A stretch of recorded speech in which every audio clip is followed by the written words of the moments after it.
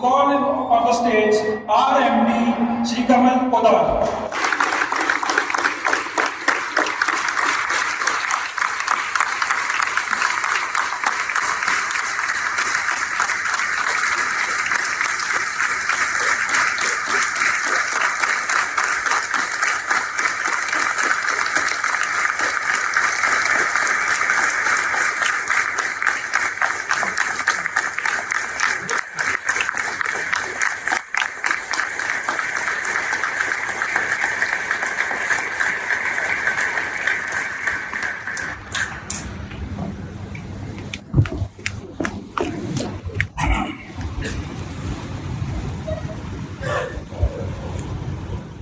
सबसे पहले मां शारदे का वंदन करता हूं। सबसे पहले मां शारदे का वंदन करता हूं और मेरे गुरु, मेरे प्रेरणा,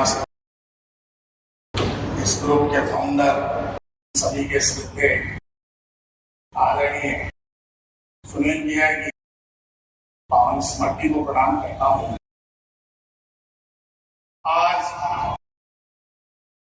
हमारे विजन के लीडर, हम सब के सबसे प्रिय आदरणीय सुनील जी पाटोदिया का जन्मदिन है।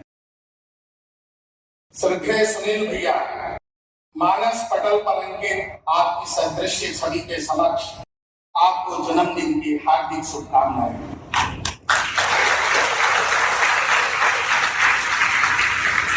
हम सबकी धड़कनों में प्रतिक्षण धड़कने वाली आपकी यादों के अवतरण को अनेकानेक बधाई। आपके द्वारा प्रशस्त सम्मान, सिंचित संस्कार, सहज परिश्रम व आत्मभाव से कार्य करने के प्रति समर्पण हमें सदैव प्रेरणा देते रहेंगे। प्रतिदिन आपके संस्मरण को प्रणाम।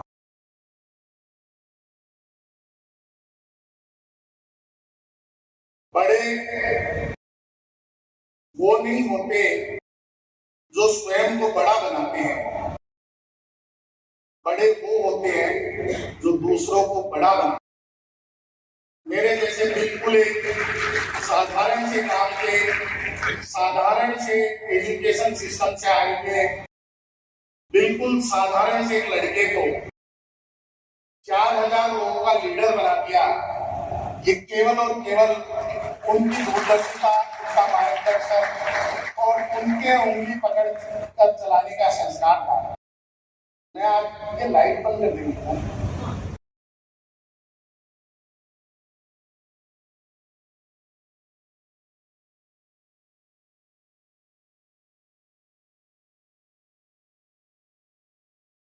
आज आदरणीय सुनील भैया का जन्मदिन है और मैं आप सभी के समक्ष एक प्रस्ताव रखता हूं कि हम उनके जन्मदिन को हमेशा टॉयज डे के रूप में सेलिब्रेट करेंगे।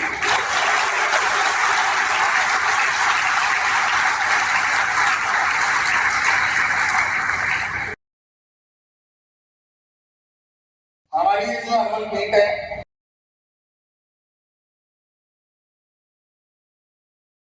तो हमने ऐसा तय किया है कि 29-30 अप्रैल, 1 मई, 2 और 3 मई ये कॉम्बिनेशन में हम करेंगे, कोई भी 3 दिन, ताकि हम सुनील सर का बर्थडे हम सब साथ सेलिब्रेट कर सकें। पिछले मेरे आदरणीय पूज्य पिताजी यहाँ बैठे हैं, मैं उनको प्रणाम करता हूँ। हमारी चेयरपर्सन और मातृ स्वरूपा हमेशा अपने वात्सल्य की छांव से हमें लाड और प्यार देने वाली हमारे चेयरपर्सन आदरणीय गीता मैम, उनको प्रणाम करता हूँ। रतन जी चिरानिया, श्री सुंदर जी सन्मुखानी, श्री विष्णु सराफ और अखिलेश बिहारी, ये सब ऑर्गेनाइजेशन में आयु और अनुभव में मुझसे बहुत बड़े हैं, उनको प्रणाम करता हूं। और हिंदुस्तान भर से आए आप सभी डायनेमिक और यंग लीडर्स का मैं चॉइस समिट में एक बार पुनः हार्दिक स्वागत करता हूं, अभिनंदन करता हूं।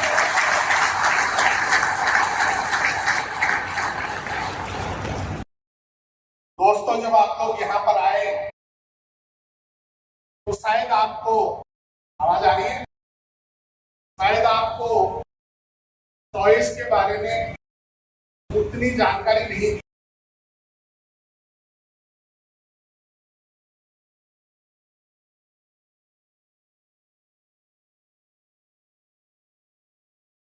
क्योंकि पिछले 4-5 सालों में ये समिट हम नहीं कर पाए थे। कुछ कोविड के रीजन थे, कुछ जब भी प्लानिंग बनाते थे तो ऐसा लगता था कि इतनी बड़ी गैदरिंग को एक साथ कैसे समाहित करेंगे। लेकिन इस बार अरुण जी ने, सुयश ने, सारे लीडर्स ने मिलकर प्लान बनाया। जब तक हम सब एक साथ नहीं गैदर होंगे हमें पूरे ऑर्गेनाइजेशन के बारे में पता ही नहीं चल पाएगा।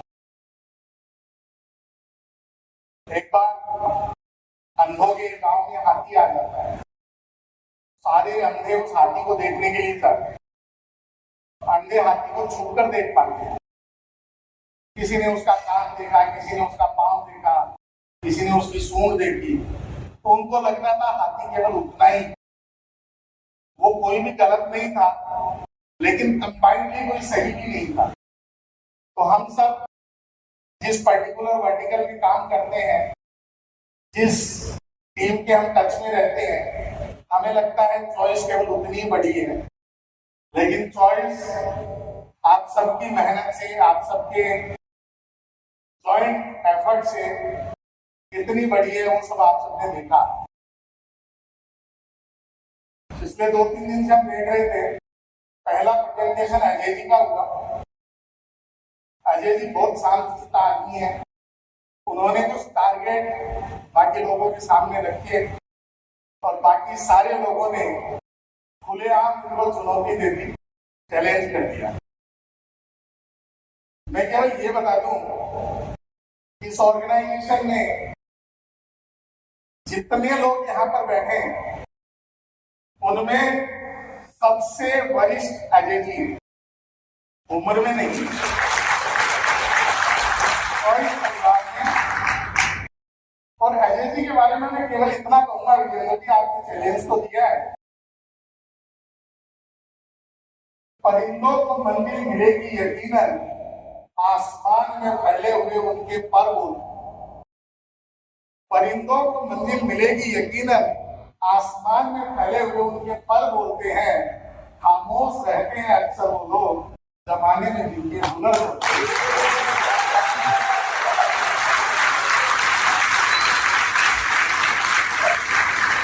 और जैसे वो कुमार विश्वास बोलते हैं कि दिल्ली में हमने एक मांगा था, 2 आ गए, वो दूसरा वाला तो और भी खतरनाक है। तो ऐसा ही कुछ कॉम्बिनेशन यहाँ ब्रोकिंग में भी है, दूसरा वाला है वो ज्यादा खतरनाक है।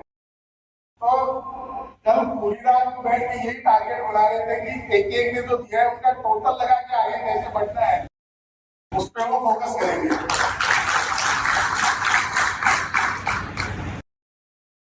दोस्तों, चॉइस केवल एक शब्द नहीं है। चॉइस केवल एक ऑर्गेनाइजेशन का नाम नहीं है। चॉइस अलग अलग कोर वैल्यूज का एक साथ समागम है। कोई भी ऑर्गेनाइजेशन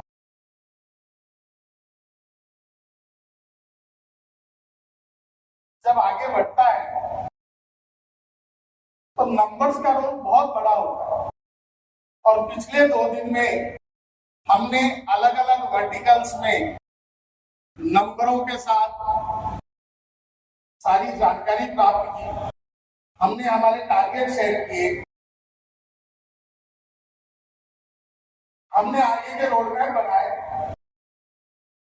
लेकिन मुझे ऐसा लगता है और जो शिक्षा मैंने ली है कि कोई भी ऑर्गेनाइजेशन बड़ा तब बनता है जब वो अपनी कोर वैल्यूज के साथ आगे बढ़ता है। नंबर बहुत टेम्परेरी गेम है। आज हम 100 करोड़, 125 करोड़, 150 करोड़ करने की बात कर रहे हैं। हो सकता है अगली बार जब मिले तब हम 1000 करोड़, 1200 करोड़ करने की बात करें और उसके बाद हम चाहे 5000, 10,000 करोड़ करने की बात करें। नंबर हमेशा परिवर्तित होते रहेंगे। आज से 5 साल पहले यही नंबर हमारे लिए बहुत बड़े थे और आज से 5 साल बाद जब हम पीछे मुड़ के देखेंगे तो हमें यही नंबर बहुत छोटे लगेंगे। अल्टीमेट इंपॉर्टेंस है आपकी कोर वैल्यूज। अगर आपके ऑर्गेनाइजेशन ने वो कोर वैल्यूज को एडॉप्ट किया है तो वो ऑर्गेनाइजेशन 100, 200, 400, 600 सालों के लिए तैयार होता है। और ये कोर वैल्यूज हमें विरासत में मिली है। हमारे फाउंडर, हमारे मार्गदर्शक, हमारे प्रेरणा स्रोत आदरणीय सुनील जी पाटिल के साथ मुझे 22 साल काम करने का मौका मिला। जैसा कि मैंने बताया, इस ऑर्गेनाइजेशन का मैं पहला आर्टिकल हूँ। आदरणीय सुनील जी चार्टर्ड अकाउंटेंट में आर्टिकल और एक आध और हमारी टीम के मेंबर हुआ करते थे। वहां से ये सफर 4000 लोगों तक पहुंचा है। तो कहीं कहीं वो कोर वैल्यूज हमारे बीच में रही है और उन कोर वैल्यूज को हमें आगे बढ़ाना है। पिछले 2 दिन में हमने खूब नंबरों की बात की। आज मैं कोई नंबर की बात नहीं करूंगा। आप बिल्कुल रिलैक्स होकर बैठ जाइए। अपन केवल हल्की फुल्की हंसी मजाक मस्ती की बातें करेंगे और कुछ और वैल्यूज डिस्कस करेंगे। और मैं चाहूंगा कि जब आप यहाँ से जाएं तो उन वैल्यूज को अपने साथ लेके जाएं। आप चाहे इस ऑर्गेनाइजेशन में या दुनिया के किसी भी ऑर्गेनाइजेशन में, दुनिया के किसी भी पार्ट में कहीं भी काम करें, अगर ये कोर वैल्यूज आपके साथ रहेगी तो जीवन में आपकी उन्नति को, आपकी प्रगति को कोई नहीं रोक सकता। हमारी पहली कोर वैल्यू है कमिटमेंट।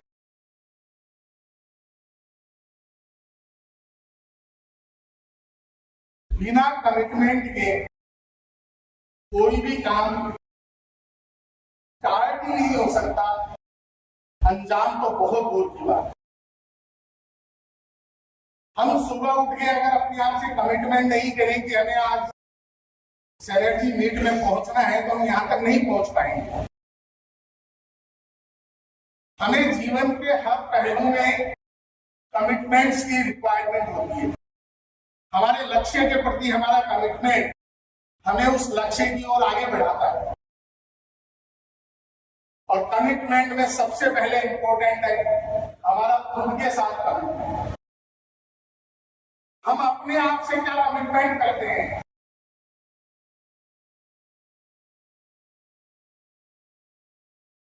जब हम हमारे खुद से कमिटमेंट करते हैं तब जगह आती है हमारे परिवार के साथ हमारा कमिटमेंट। और हमारे परिवार के कमिटमेंट के बाद हमारा कमिटमेंट हमारे ऑर्गेनाइजेशन के साथ, और उसके बाद हमारा कमिटमेंट हमारी उस सोसाइटी के साथ, हमारे उस नेशन के साथ जिसने हमें एक सोशल वातावरण दिया, हमको जीवन जीने का एक मकसद दिया, हमें प्रसिद्धि दी, हमें नाम दिया, फेम दिया, पैसा दिया उस देश के लिए। आप कीजिए कामयाबी की तैयारी, बाकी हमारी जिम्मेदारी। जब ये लाइन आप मेरे को बोलते हैं तो आप मेरे साथ ही कमिटमेंट करते हैं कि सर आप पॉलिसी मेकिंग कीजिए, आप बड़े पैमाने पे रोड मैप बनाइए, आप हमारे बड़े गोल सेट कीजिए, डे टू डे चीजों को आप हमारे ऊपर छोड़ दीजिए। हिंदुस्तान के हर कोने में फर्ज को कैसे पहुंचाना है ये आप हमारे ऊपर छोड़ दीजिए। आप कीजिए कामयाबी की तैयारी, बाकी हमारी जिम्मेदारी। और जब यही लाइन मैं आपको बोलता हूं तो मैं आपको ये कमिटमेंट करता हूं कि आप आपके बच्चों की, आपके परिवार की, आपकी ग्रोथ की, आपकी वेल्थ की सारी जिम्मेदारी मेरे ऊपर छोड़ दीजिए और आप कामयाबी की तैयारी कीजिए। As a head of the organization, ये मेरा कमिटमेंट आपके साथ है।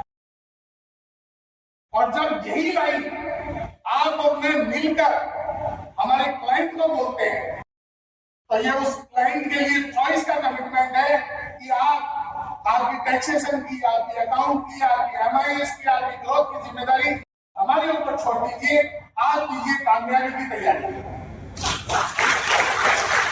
तो एक सेंटेंस अलग अलग परिस्थितियों में हमारे कमिटमेंट को एक से दूसरे से जोड़ता हुआ जाता है,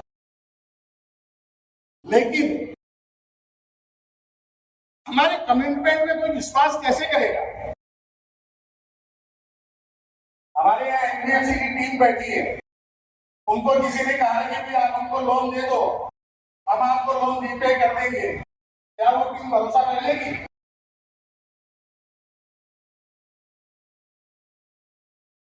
हमने कमिटमेंट तो किया, लेकिन उस कमिटमेंट का फर्स्ट पॉइंट क्या है? वो है हमारी आज तक की जर्नी। क्या हमने आज तक जो कमिटमेंट किए वो पूरे किए?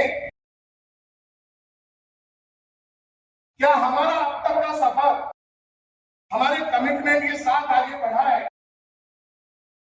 क्या हमने जो कहा है वो करके दिखाया है? बिल्कुल, आंकड़े आपके सामने हैं।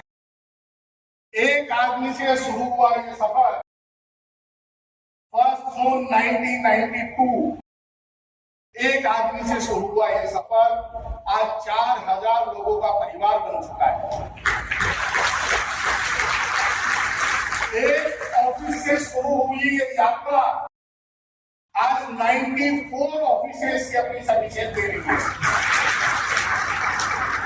180 फुट से शुरू हुआ ये सफर 1,80,000 फुट से ज्यादा जगह सामने ले रहा है। कालवा देवी की एक छोटी सी जगह से शुरू हुआ ये काम 18 स्टेट, 3 यूनियन टेरिटरी, एक फॉरेन कंट्री से होता हुआ 100 देशों तक थ्रू नेटवर्किंग चैनल फैला हुआ है। 3000 करोड़ से ज्यादा का मार्केट कैप हम क्रॉस कर चुके हैं। कंसल्टेंसी की हमारी ऑर्डर बुक करीब 1000 करोड़ को टच करने जा रही है। ये नंबर्स ये बताने के लिए बहुत है कि हम जो कमिटमेंट करते हैं उस कमिटमेंट को हम कैसे ऑनर करते हैं, वैल्यूज को रखते हुए, डिग्निटी को रखते हुए कमिटमेंट को ऑनर करते हैं और हमारे इस परिवार की संख्या में, प्रसिद्धि में, उन्नति में हम वृद्धि करते हैं। तो हमारी कोर वैल्यूज में सबसे इंपॉर्टेंट है हमारा commitment. As a brand ambassador of the choice, आपके एक एक शब्द को, आपकी एक एक बात को कोई भी व्यक्ति, चाहे वो सामने कोई इंडिविजुअल है, चाहे वो कॉर्पोरेट है, चाहे वो कोई एजेंसी है, चाहे वो कोई सरकार है, चॉइस के कमिटमेंट के रूप में लेती है। माय डियर फ्रेंड, हमें हमेशा कमिटमेंट करने में सचेत रहना है और उसको फुलफिल करने में हमारी जी जान लगानी है, क्योंकि हमारे चॉइस की शुरुआत का, हमारे चॉइस के बनने का जो हमारी पहली कोर वैल्यू है वो है कमिटमेंट। लेकिन क्या केवल कमिटमेंट कर देने से काम आगे बढ़ेगा?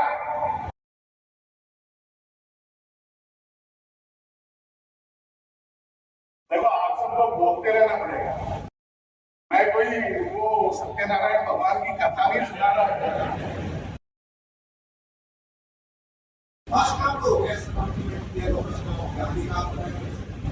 सब मेरे पे बता, आपको कुछ नहीं करो। देखिए, ऐसा है, मैं जो कुछ बता रहा हूँ वो वही बता रहा हूँ जो आप लोगों ने मेरे को सिखाया है। मेरा एक भी शब्द नहीं है, मैं बहुत छोटा आदमी हूँ। मुझ में इतना सामर्थ्य नहीं है कि मैं 4000 लोगों के इस महान ऑर्गेनाइजेशन को लीड कर सकूं। ये आप लोगों का बड़प्पन है कि आप लोगों ने मुझे ये जगह दी है और आप इन कोर वैल्यूज से बंधे हुए हो और इसीलिए ऑर्गेनाइजेशन को लीड उसकी कोर वैल्यूज करती है। आदमी को केवल एक मात्र नाम होता है। हिंदुस्तान में जवाहरलाल नेहरू से लेके माननीय नरेंद्र मोदी जी तक प्रधानमंत्री बने, देश हर बार आगे बढ़ा। वो इसलिए आगे बढ़ा कि देश की अपनी कुछ कोर वैल्यूज, चेहरे बदलते गए, आदमी बदलते गए, लेकिन क्योंकि वो कोर वैल्यूज थी, इसीलिए किसी ने कहा कि यूनान मिस्र रोमा मिट गए जहां से है मगर कुछ हस्ती की मिटती नहीं हमारी, क्योंकि हमने वो कोर वैल्यूज है, हमारी संस्कृति है, हमारा पुराना इतिहास है, हमारे पास ऐसे ऐसे बुक्स है, हमारे पास ऐसे साहित्य है जो हमें हमेशा आगे बढ़ने की प्रेरणा देती है। मंशर है मेरा है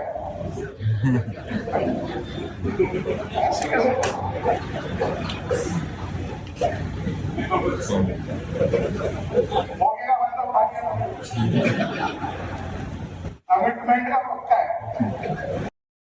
कमिटमेंट करने से कमिटमेंट पूरा नहीं होगा। कमिटमेंट पूरा होगा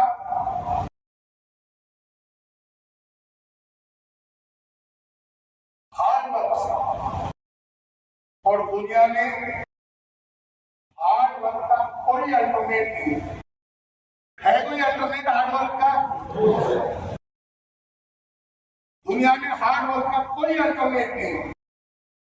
आप लोग कोई क्वालिटी हो या ना हो, अगर हार्ड वर्क की क्वालिटी भी आपके अंदर है तो दुनिया आपको रिकॉग्नाइज करेगी। याद कीजिए बिहार के उस दर्शक माझी को जिसकी पत्नी को समय पे इलाज नहीं मिला क्योंकि वो पहाड़ के उस पार बसे गांव के हॉस्पिटल में उसको ले जा नहीं सका, और उसके बाद उस अकेले आदमी ने उस पहाड़ को चीर के 20 साल तक अकेला उस पहाड़ को चीरता रहा और उसके बाद उसने उसमें से रास्ता बना दिया। ये केवल हार्ड वर्किंग की कहानी है, इसमें और कुछ भी नहीं, लेकिन उस हार्ड वर्क को भी दुनिया याद रखती है। हमारी 6 की 6 कोर वैल्यूज ऐसी है, अगर उसमें से एक कोर वैल्यूज भी जिसके पास है वो अपने आप में समाज में एक अलग स्थान रखता है। और हम बात कर रहे हैं 6 की 6 कोर वैल्यूज को एक साथ रखने। हुसैन बोल्ट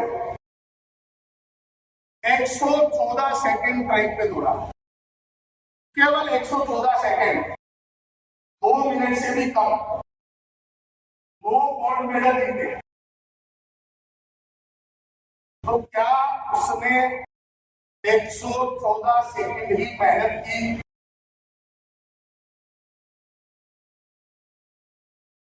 उस 114 सेकंड के लिए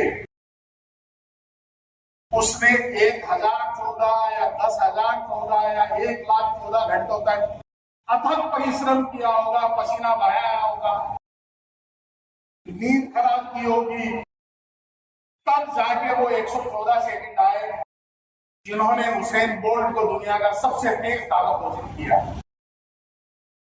Michael Philip 2008 Olympic golden age, golden age मतलब स्विमिंग के 8 गोल्ड मेडल एक ही आदमी को मिले और उसके लिए वो 21 मिनट स्विमिंग पूल में रहे। तो क्या उन्होंने केवल 21 मिनट हार्ड वर्किंग की?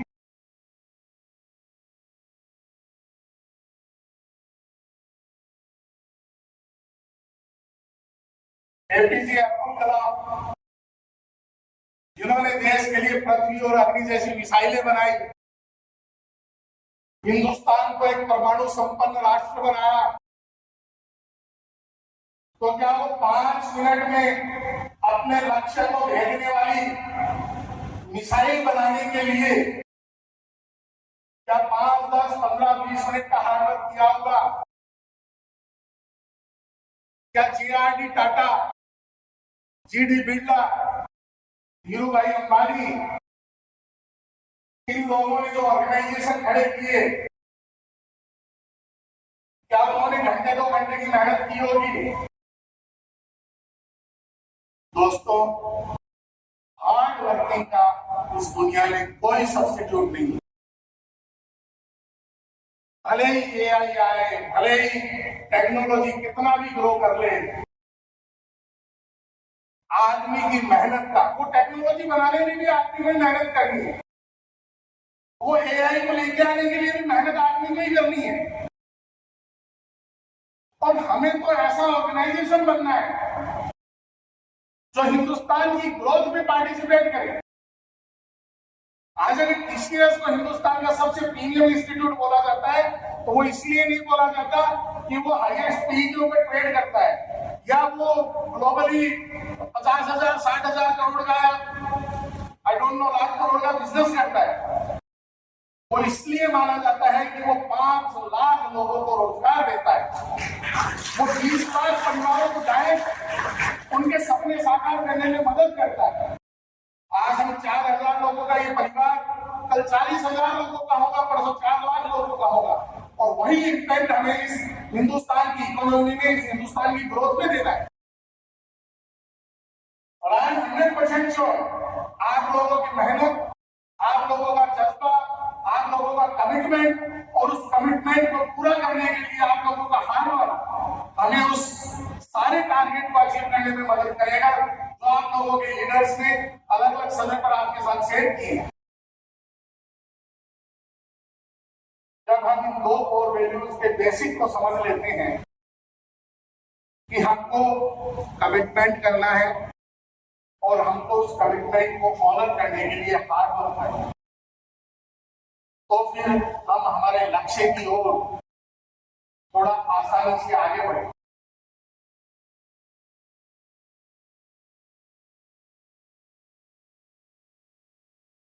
ऑप्टिमिज्म भविष्य के लिए आशावादी, क्योंकि हम कितना भी कमिटमेंट कर दें, हम कितना भी हार्डवर्क कर लें, अगर हम परिणाम के लिए आशावादी नहीं है तो वो हार्डवर्क में रिजल्ट नहीं देगा और वो कमिटमेंट भी ऑनर नहीं हो पाएगा। हम दशरथ मांझी का ही उदाहरण लें, अगर उसे लगता है कि कितनी भी मेहनत करने के बाद में भी ये पहाड़ रास्ता नहीं देगा तो क्या उस पहाड़ को वो खोल सकता है? दोस्तों, जब हम ऑप्टिमिज्म की बात करते हैं, जब आशा की बात करते हैं, तो हमें सबसे पहले देखना होगा हमारे आसपास का वातावरण, हमारे आसपास की जो भी घटनाएं घट रही है, क्या वो हमारे समयानुकूल है। एक बार स्टील टाइकून एलन मित्तल इंटरव्यू दे रहे थे, पत्रकार ने उनसे पूछा कि क्या एलन मित्तल आज दोबारा शुरू करके एलन मित्तल बन सकता है क्या?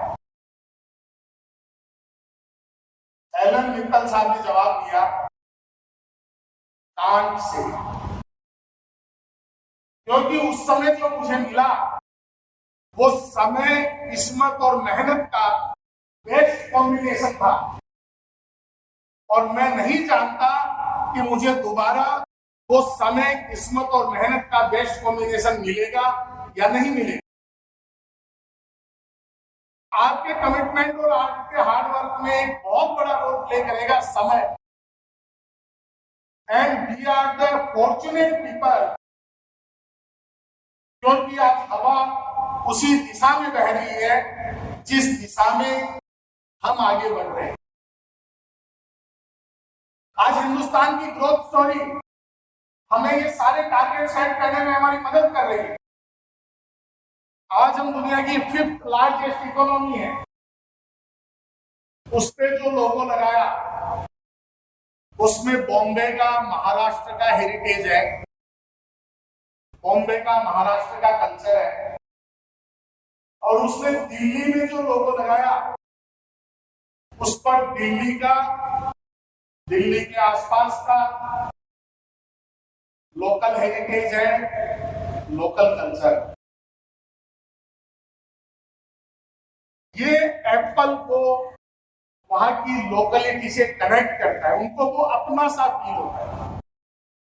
और इससे भी ज्यादा और एक स्टेप आगे, जिस दिन बॉम्बे में स्टोर ओपन हुआ, एप्पल म्यूजिक की प्लेलिस्ट में बॉम्बे से रिलेटेड सॉन्ग प्ले हो रहे थे। और दिल्ली में जिस दिन स्टोर ओपन हुआ, एप्पल म्यूजिक की दिल्ली की प्लेलिस्ट में दिल्ली से रिलेटेड म्यूजिक प्ले हो रहे थे, गाने प्ले हो रहे थे। जरूरत नहीं है एप्पल जैसे ब्रांड को इतनी माइन्यूट सोच की, लेकिन चूंकि वो इस लेवल तक होमवर्क करता है, वो इस लेवल तक सोचता है, इसीलिए वो एप्पल है। पूरी दुनिया जब ये चर्चा करती है कि हमें एप्पल जैसा कैसे कब बनना है, कैसे बनना है, तो एप्पल ये डिस्कस करता है कि हमें मार्केट लीडर कैसे।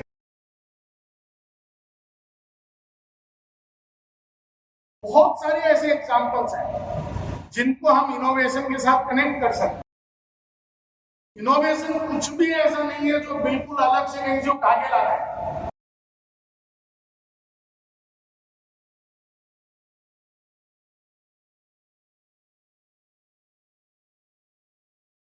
नेटफ्लिक्स की स्टोरी लो। नेटफ्लिक्स पहले केवल एक डिस्ट्रीब्यूटर था।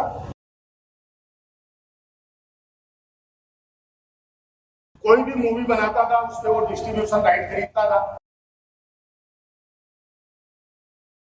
वो मूवी वो डिस्ट्रीब्यूशन राइट्स के थ्रू उसको बेचता था, उसमें उसको कमीशन आता था। इस तरीके से वो कंपनी चलती थी। 2013 में उसने सोचा कि क्या मुझे डिस्ट्रीब्यूशन से मैन्युफैक्चरिंग की तरफ जाना चाहिए। जैसे कल अरुण जी ने बताया द बेनिफिट ऑफ मैन्युफैक्चरिंग, उसने उनको असेस किया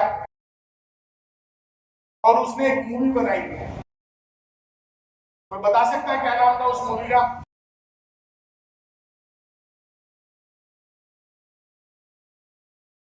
क्या नाम था? House of cards. The house of cards ये मूवी बनाई, मूवी सुपर डुपर हिट हुई। और आज नेटफ्लिक्स दुनिया का सबसे बड़ा मैन्युफैक्चरर है। Film, OTT, cartoon, child movie, जो बोल दो आप।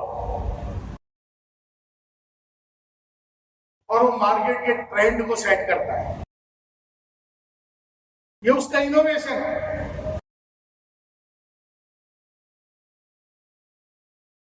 मैंने शायद पहले भी जब कभी इनोवेशन पे बात की, सचिन तेंदुलकर पहले 4 नंबर पे खेला करते थे। न्यूजीलैंड का एक दौरा था,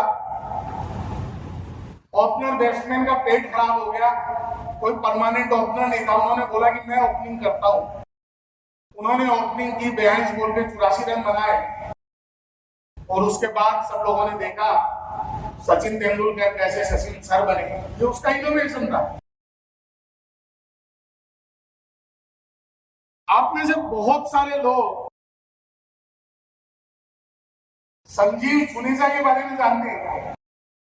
anybody know Sanjeev Juneja, an entrepreneur of India? नहीं जानते। संजीव जुनेजा एक एंटरप्रेन्योर है जिसने एक टारगेट सेगमेंट को स्टडी, उसने स्टडी किया कि 40 की उम्र के पार होते होते हर आदमी को कुछ ऐसी समस्याएं होती है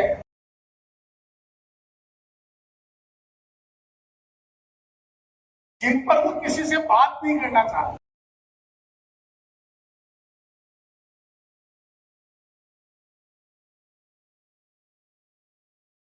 लेकिन वो उन प्रॉब्लम्स को सॉल्यूशन भी नहीं कर पाता और परिणाम स्वरूप ये डिप्रेशन और ये पता नहीं क्या क्या नाम है वो सारी चीजों में वो घूमता चला जाता। सबसे पहले उसने नोट किया कि ये जो 40 के पार के आसपास के लोग हैं इनके बाल झड़ने शुरू हो जाते। पिपड़े वाले के सारे झड़ गए वो अलग बात है, वो 40 क्रॉस होने नहीं मिले और लोग बात भी नहीं कर रहा था। उसने एक ऑयल बनाया केस स्किन, जूही चावला जी को उसका ब्रांड एम्बेसडर बनाया और उसने बहुत क्लियर मैसेज के साथ को तेल बेचा कि अगर आपके बाल झड़ते हैं तो आप ये तेल यूज कीजिए। लोगों ने तुरंत उस तेल को लिया और एक फॉर्च्यून 500 कंपनी ने करीब 2000 करोड़ के वैल्यूएशन पे वो ब्रांड उनसे खरीद लिया। उन्होंने देखा कि केवल यही प्रॉब्लम नहीं है, ये एज के आसपास पहुंचते पहुंचते डाइजेशन की समस्या शुरू हो जाती है। आदमी आधा घंटा पौन घंटा मोबाइल लेके बैठा रहता है, प्रॉब्लम सॉल्व नहीं होती और वो बताता भी नहीं है।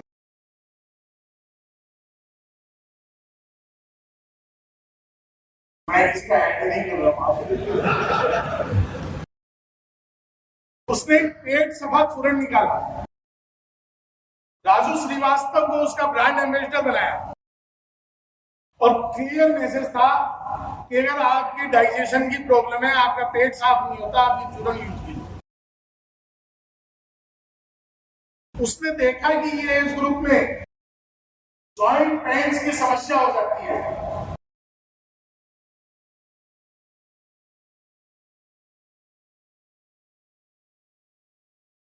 जॉइंट पेन्स की समस्या हो जाती है।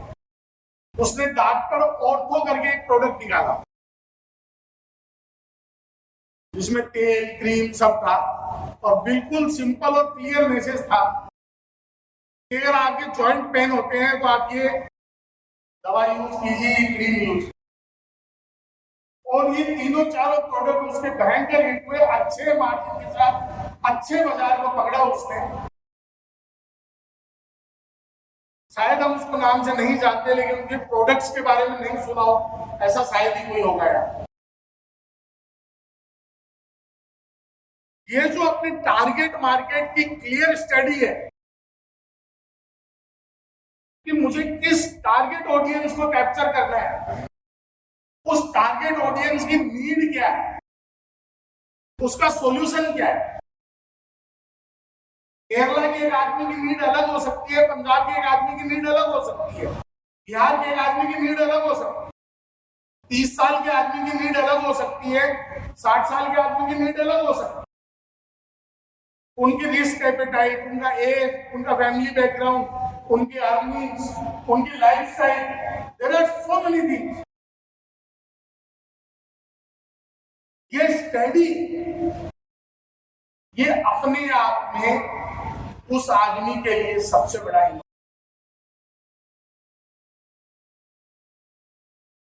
तो हमने कमिटमेंट भी किया, हम हार्डवर्क भी कर रहे हैं और हमको माहौल भी अच्छा मिला है। लेकिन अगर हमें जहां जाना है, जिनके पास पहुंचना है, वो क्लियरिटी अगर नहीं है, वो प्रोडक्ट अगर हमारे दिमाग में नहीं है, हमारे पास नहीं है, उसको कैसे प्रेजेंट करना है हमारे पास नहीं है, तो हमारी पहले की तीनों कोर वैल्यूज की जो मेहनत है वो कहीं न कहीं वो रिजल्ट नहीं दे पाएगी जो हम आशा करते हैं। तो हमें हमेशा आउट ऑफ बॉक्स थिंकिंग करनी है, हमें हमेशा इनोवेशन में फोकस करना है और वो इनोवेशन बहुत छोटी छोटी बातों से निकल के आए। मैंने शायद बोरोप्लस का एग्जांपल बहुत पहले एक बार आप लोगों ने दिया था। इनोवेशन कुछ भी ऐसा नहीं है कि हमको कोई नया कुछ मशीन बनाना है, कुछ करना है। थोड़ी सी चीजों को सिस्टम के अकॉर्डिंग चेंज कर देने से अगर उसकी वैल्यू बन जाती है तो वो हमारे लिए इनोवेशन है। और हमारी चॉइस में ये एक कोर वैल्यू का पार्ट है। हमको इनोवेशन पे मेहनत करनी है, इनोवेशन पे फोकस करना है, then only we move to the next core value. और हमारी अगली कोर वैल्यू क्या है?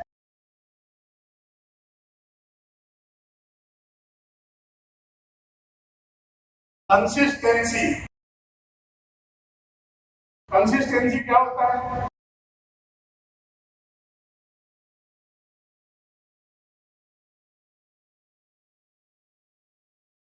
What is the consistency? क्या लगातार बात? We just like overnight again. एक बार ऐसा नहीं मैसेज कर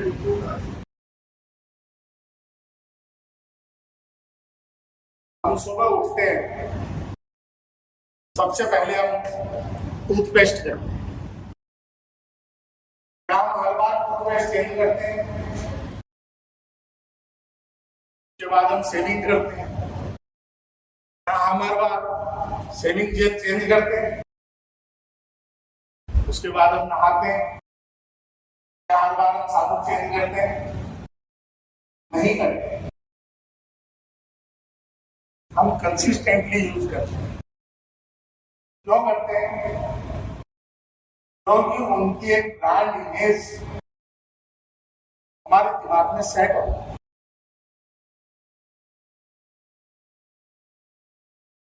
दोस्तों, प्रोडक्ट फैक्ट्री में मैन्युफैक्चर होते हैं। प्रोडक्ट फैक्ट्री में मैन्युफैक्चर होते हैं और ब्रांड आदमी के दिमाग में।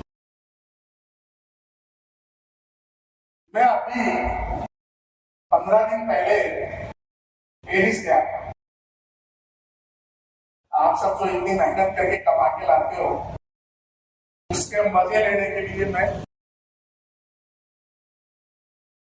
पेरिस गया था। जा सकता हूं ना मैं? हर साल अगली बार कहाँ जाना है बता देना आप। दोस्तों, वहां पर एक स्ट्रीट थी जिस पर सारे दुनिया के ब्रांड लगे हुए, डियोर, माइकल कोरेस, गुच्ची, कोच और भी पता नहीं कई सारे। एक शोरूम ऐसा था जिसके बाहर लंबी लाइन लगी हुई थी और वो लाइन कम से कम 2 घंटा से 1 घंटा वेट किया। मैंने देखा कि ऐसा कौन सा शोरूम है जिसमें 1 घंटे की लाइन लगी हुई है। पता चला कि वो एलवी का शोरूम है। उसी के बाजू में गुच्ची का शोरूम है, उसी के बाजू में डियोर का शोरूम है, उसी के बाजू में माइकल कोरेस का शोरूम है। उनमें किसी में भी लाइन नहीं है। ब्रांड वो भी कम नहीं है, लेकिन ब्रांड का ब्रांड कौन है? एलवी। पर्स बनाता है, कोई लेदर की बनाता है, लेकिन over the period of time consistently उसने इस दुनिया को ये बताया कि डिफरेंट प्रोडक्ट क्या होता है।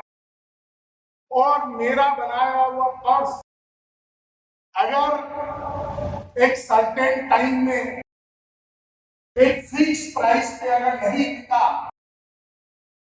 तो मैं उस पर्स को जला देता हूं।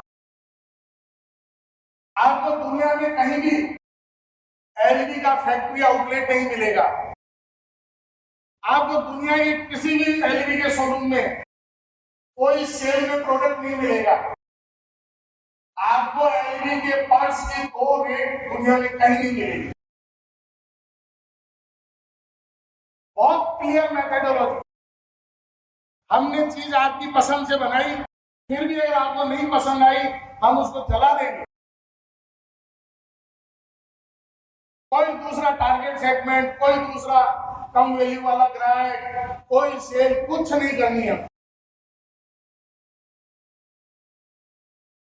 सालों कंसिस्टेंटली। और आज उसका ये रिवार्ड है कि जब आजू बाजू में 10 नए और बड़े ब्रांड के शोरूम है, उसके बावजूद भी एलडी के शोरूम पे 1 घंटे की लाइन लगा के भी लोगों को पर्स खरीदने के लिए जाते हैं।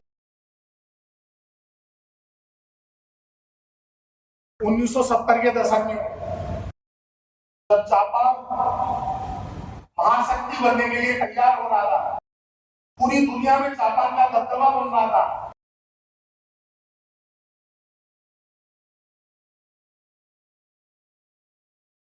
नेस्कैफे ने सोचा कि क्यों ना हमें जापान के मार्केट में एंटर करना चाहिए, हमें जापान के मार्केट को कैप्चर करना चाहिए। नेस्कैफे ने अपनी बहुत बढ़िया एक टीम उतारी वहां पे। उन लोगों ने वहां के अच्छे जो सुपरमार्केट थे, जो अच्छे बड़े डिपार्टमेंटल स्टोर थे, वहां पर उन्होंने नेस्कैफे को प्लेस किया फ्रंट रो में, फ्रंट लोकेशन पे। लेकिन परिणाम देखा बिल्कुल कोई सेल नहीं, कोई रेस्पॉन्स नहीं। फिर कोशिश की और दूसरे तरीके के स्टोर्स में गए और ज्यादा लोगों तक अपनी रीच को बढ़ाया, ज्यादा लोगों से इसके बारे में बात, लेकिन वापस रिजल्ट वो का वो।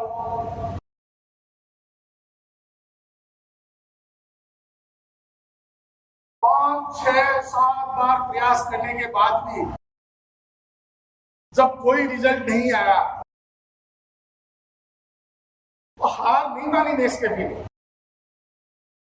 कंसिस्टेंटली का मतलब ये होता है कि अगर कोई पत्थर 10वीं चोट में टूट रहा है तो इसका मतलब ये नहीं है कि पहले की 9 चोट खाली गई है, लेकिन आपको वो 10वीं चोट तक प्रयास करना पड़ेगा।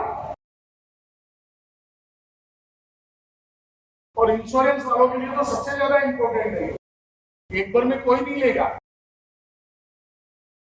बार बार प्रयास किया, अंत में थक हार के उस समय के दुनिया के सबसे बड़े मार्केटिंग गुरु डॉक्टर क्लोराइड, मैंने भी पढ़ाई है, जानता नहीं, उस समय के दुनिया के सबसे बड़े मार्केटिंग गुरु डॉक्टर क्लोराइड की उन्होंने हेल्प की। डॉक्टर क्लोराइड ने जापान को स्टडी किया, मार्केट को स्टडी किया, और उसने बताया कि चूंकि जापान के लोग आध्यात्मिक रूप से चाय पीने के शौकीन हैं, उनको कॉफी का टेस्ट ही नहीं पता है। अब चूंकि उनको कॉफी का टेस्ट ही नहीं पता है, इसलिए वो कॉफी को नहीं अडॉप्ट कर पा रहे। जिन चीजों का हमको टेस्ट ही नहीं पता है वो नहीं अडॉप्ट कर पाते हैं। आप में से बहुत सारे लोग हैं जिनको विस्की का टेस्ट ही नहीं पता है। गलत एग्जाम्पल हो गया, मैं अपना एग्जाम्पल वापस लूं। हमें जिस चीज का टेस्ट ही नहीं पता है उसका एडॉप्शन हम नहीं कर सकते।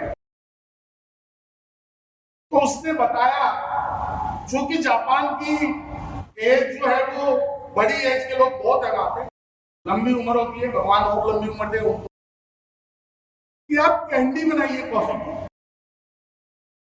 और ये बच्चों में टेस्ट क्रिएट कीजिए। पहले जो जापान में नए बच्चे पैदा हो रहे हैं, जो बच्चे बड़े हो रहे हैं, उनमें आप कॉफी का टेस्ट पैदा कीजिए।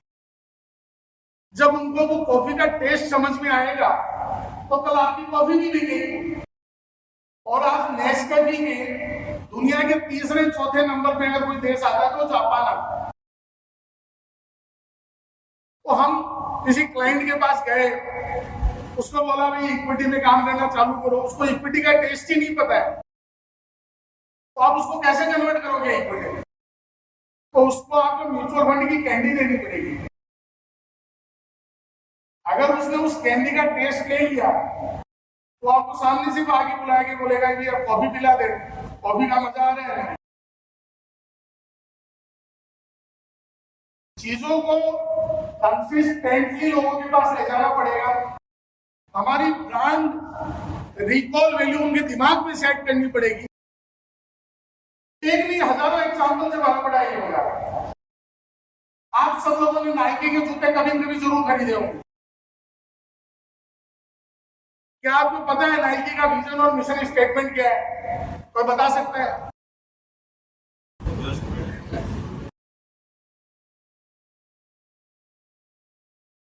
हम जब नाइकी का जूता पहनते हैं तो हमारे दिमाग में कहता है नाइकी जूता क्या कोई ऐसा कोई यूनिक प्रोडक्ट है जो कोई नहीं बना सकता। जूता कोई सेमीकंडक्टर है कि हर कोई नहीं बना सकता। Commodity product. लेकिन जब हम नाइकी का जूता खरीदते हैं तो हमारे दिमाग में क्या आता है? हम क्यों खरीदते हैं नाइकी का जूता? हमारे दिमाग में आता है कि दुनिया के जितने भी बड़े एथलीट हैं वो नाइकी का जूता पहनते हैं, तो उनकी जीत में इस नाइकी के जूते का भी बहुत बड़ा रोल है। और हम भी ये जूता पहन के मैराथन जीत सकते हैं, बढ़िया रनिंग कर सकते हैं, बढ़िया वॉकिंग कर सकते हैं, क्योंकि नाइकी ने हमेशा ये प्रयास किया कि दुनिया में जो भी बेस्ट एथलीट है हमेशा उनको इंडोर्स किया।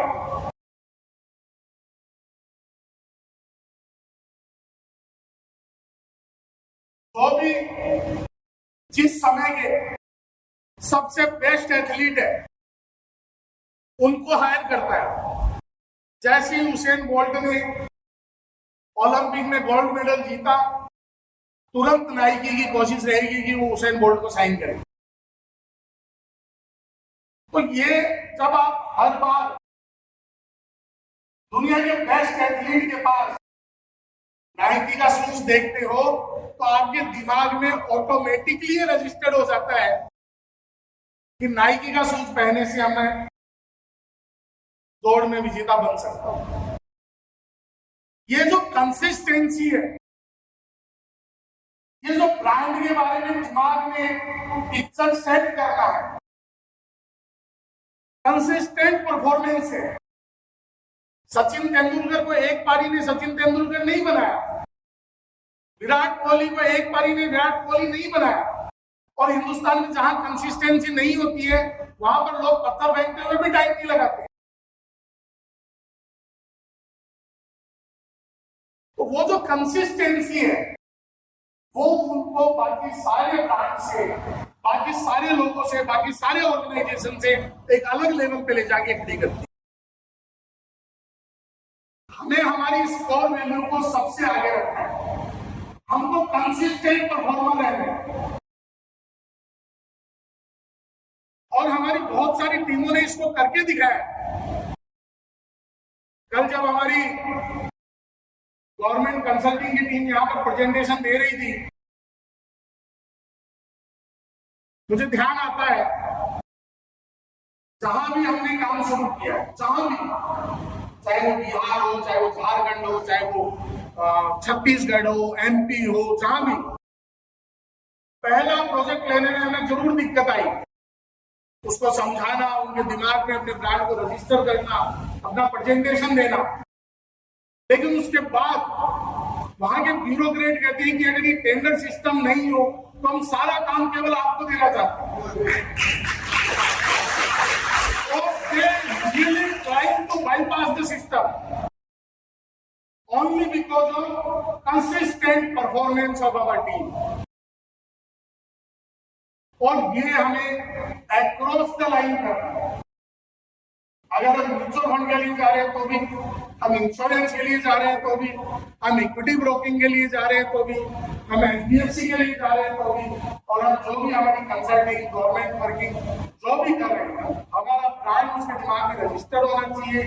लोग उसको कंटिन्यूसली फॉलो करने और हमें कंसिस्टेंट परफॉर्मेंस कंटिन्यूअसली देनी है। कंसिस्टेंसी के बाद हमारी आती है लास्ट कोर वैल्यू, और वो शायद सबसे इंपॉर्टेंट कोर वैल्यू है।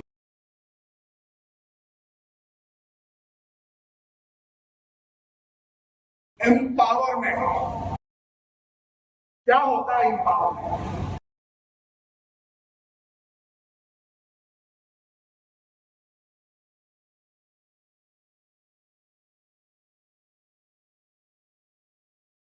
जब तक नहीं बनाओगे मैं आगे नहीं बोलूंगा। वो तो नहीं गए सारे, समझ में आ रहा है सारा, तो लग नहीं रहा है, सब हलचल नहीं हो रही बिल्कुल भी।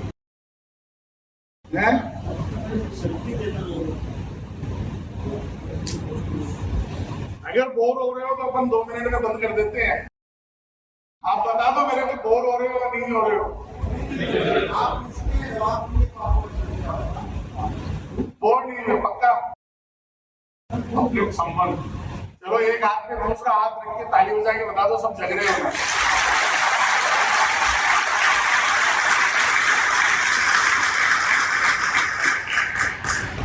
खाली मैं चेक करने के लिए बजवाइए, मैं बिल्कुल नहीं बोल रहा अच्छा लगा तो बजाना। आप जाग रहे हो तो मेरे लिए बहुत है, और आप नहीं जाग रहे हो तो मैं जगाने का प्रयास करूँ। एम्पावरमेंट। बिना एम्पावरमेंट के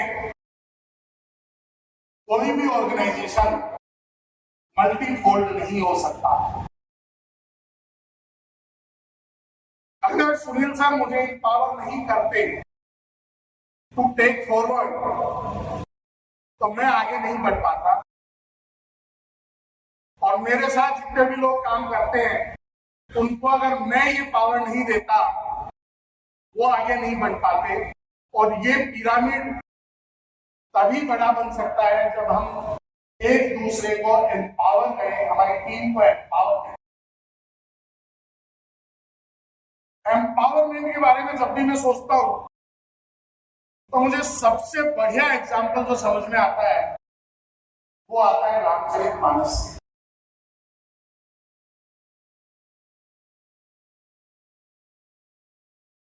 जब हनुमान जी को सीता माता का पता लगाने के लिए भेजा तो उसको केवल ये बताया गया भाई ये अंगूठी ले जा और सीता माता का पता लगा गया। हनुमान जी गए, उन्होंने सीता माता का पता लगा लिया। वो चाहते तो वहां से वापस भी आ सकते थे ऐसी चीज, और आकर बता देते हैं भगवान पता चल गया है सीता माता लंका में है, मैं अंगूठी दे आया हूँ और अब मेरा इंक्रीमेंट वगैरह कर दीजिए, 100 मेरे को पक्के मिलने चाहिए। ये मेरे साथ 15 मिनट गए थे, ये सारे समुद्र को देख के उधर ही बैठे रहे, किसी की हिम्मत नहीं हुई। तो मैं था तो जाके आया।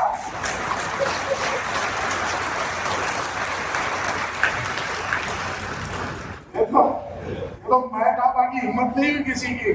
और ये चामुंड वगैरह इतनी बड़ी बड़ी बातें कर रहे हैं ना, ये उनकी वो समुद्र देखते ही भूख निकल गई थी। लेकिन उन्होंने ऐसा नहीं किया। उन्होंने न केवल सीता माता का पता लगाया, उसके बाद उन्होंने ये जानने की कोशिश की कि कल जब हम यहाँ पर युद्ध करने के लिए आएंगे तो मुझे यहाँ की सेना का, यहाँ के सिस्टम का थोड़ा पता होना चाहिए, ताकि जब हम सब यहाँ पे आए तो हमको यहाँ की संरचना क्या है, ये कैसा बना हुआ है किला, इसके बारे में यहाँ के लोगों में कितनी ताकत है, कितनी बुद्धि है, ये तो मैं पता करके जाऊं कम से कम। ये उन्हें किसी ने सिखाया नहीं, ये उनके लीडर ने उनको एम्पावर किया था, उनको इस तरीके से ट्रेन किया था कि हर चीज लिखकर और बताई नहीं जाती। हम अगर इक्विटी बेचने जाते हैं तो ऐसा नहीं है कि इक्विटी की बोलते ही वापस आ गए। हमको उसकी बाकी ऐसी क्या चीजें हैं जो आप हमारे ऑर्गेनाइजेशन से जोड़ सकते हैं, वो कॉन्फिडेंस होना चाहिए, लेकिन अंगद के जैसी ताकत भी होनी चाहिए उस कमिटमेंट को पूरा करने की। कहीं कमिटमेंट करिए वहां तक रिटर्न नहीं है, वाकई कॉन्फ्रेंस में सारा पैसा बर्बाद कर दो, मैं नहीं चुकाऊंगा। कमिटमेंट हमें कोर वैल्यूज का, कमिटमेंट हमें उसके वेल्थ क्रिएशन का करना है, कमिटमेंट हमें उनके साथ 100 साल के रिलेशन का करना है। ये कमिटमेंट की, एम्पावरमेंट की बहुत बड़ी बात होगी। मैं बहुत छोटे से एग्जाम्पल से समझाता हूं। आप सब लोग डिज्नीलैंड गए होंगे, दुनिया का सबसे बड़ा म्यूजियम पार्क है डिज्नीलैंड। बहुत सारे म्यूजियम पार्क बने, लेकिन आज भी अपनी सर्विस, अपनी वैल्यू, अपनी प्रेजेंटेशन, अपने अट्रैक्शन, इन सब के कारण दुनिया का नंबर 1 म्यूजियम पार्क है। उसने ये नोट किया कि जो भी लोग म्यूजियम पार्क में आते हैं वो किनसे कम्युनिकेट करते हैं, और जिनसे वो कम्युनिकेट करते हैं वो हमारे बारे में उनको कैसे कम्युनिकेट करते हैं। मैं यहां बैठ के विजन और मिशन स्टेटमेंट बना लूं, और उस विजन और मिशन स्टेटमेंट को आप उस आखिरी आदमी तक नहीं पहुंचाओ जिसके पास वो पहुंचना चाहिए, तो वो विजन और मिशन स्टेटमेंट क्या काम है? किसी भी ऑर्गेनाइजेशन का विजन और मिशन स्टेटमेंट तभी काम का है जब उस ऑर्गेनाइजेशन का आखिरी आदमी उसे सामने वाले के पास पहुंचाता है। डिज्नीलैंड ने फाइंड किया और उसने पता लगाया कि उसके जो वॉचमैन्स हैं, उसके जो स्वीपर्स हैं, उनसे सबसे ज्यादा पब्लिक डीलिंग करती। उसने सबसे ज्यादा फोकस उनको ट्रेन करने के लिए, उनको सॉफ्ट लैंग्वेज में जवाब देना सिखाया, उनको उस पार्क के बारे में, उस ऑर्गेनाइजेशन के बारे में अगर कोई पूछे तो आपको कैसे जवाब देना है, कैसे प्रेजेंट करना है, ये सिखाया। और आज सालों के बाद भी डिज्नीलैंड अपने आप में लीडर बना हुआ है, ओनली बिकॉज ऑफ कि उसका आखिरी आदमी भी उसकी कोर वैल्यूज को जानता है और उन वैल्यूज को वहां आने वाले हर आदमी के साथ कम्युनिकेट करता है, उनको एजुकेट करता है।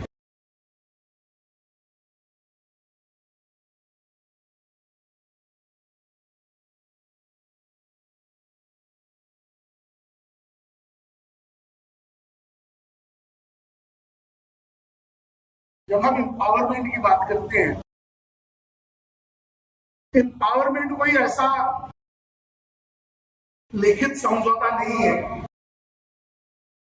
जो हमें टीम को कहीं राइटिंग में कोई एग्रीमेंट में लिख के देना।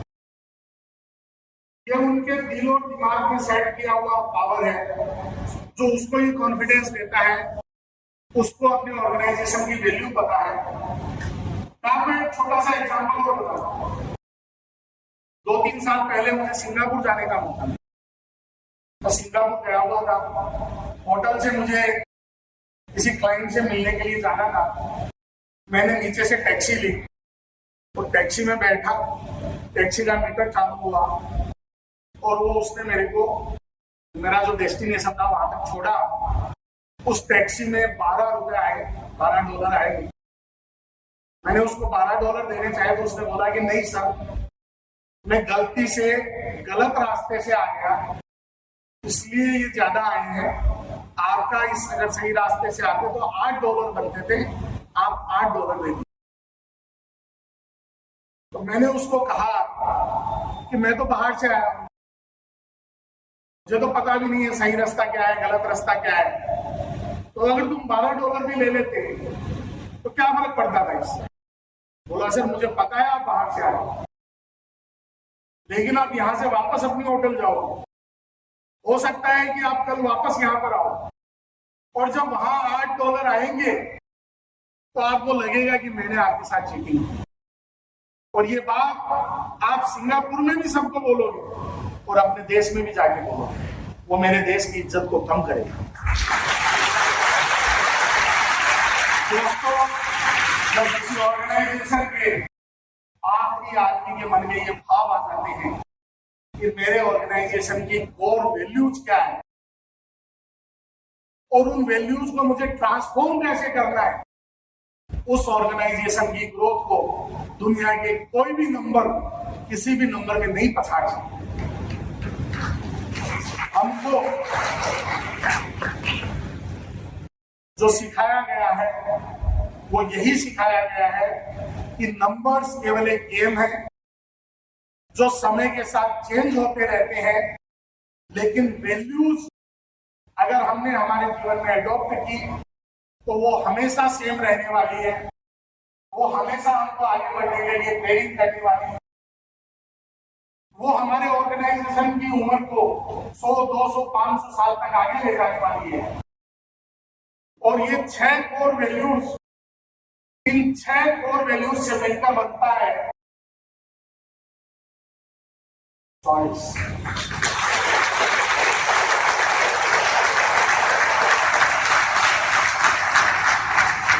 चॉइस, जैसा कि मैंने बताया, केवल एक ऑर्गेनाइजेशन का नाम नहीं है, केवल 6 अक्षरों का एक शब्द नहीं है, ये 6 कोर वैल्यूज का समागम है जो हमारे ऑर्गेनाइजेशन के हर आदमी में इनबिल्ट होनी चाहिए। हम किसी से भी मिले, किसी से भी बात करें, किसी से भी हम जब हमारे ऑर्गेनाइजेशन के बारे में बताएं तो ये कोर वैल्यूज हमारे एक्शन में, हमारे कम्युनिकेशन में, हमारे व्यवहार में रिफ्लेक्ट होनी। अगर ये 6 कोर वैल्यूज हमारे उन सारे व्यवहार में, हमारे उस सारे कम्युनिकेशन में रिफ्लेक्ट होगी तो हमारा विजन और मिशन स्टेटमेंट बहुत क्लियर है। जो आपने कल से अलग अलग प्रेजेंटेशन में अलग अलग के साथ आपने देखा है, choice will be insurance, choice will be a mutual fund, choice will be a bank। तो दोस्तों, अंत में मैं सिर्फ यही कहना चाहूंगा कि सपना एक देखोगे, मुश्किलें 1000 आएंगी। सपना एक देखोगे, मुश्किलें 1000 आएगी, लेकिन वो मंजर बड़ा खूबसूरत होगा जब कामयाबी शोर मचाएगी, जब कामयाबी शोर मचाएगी।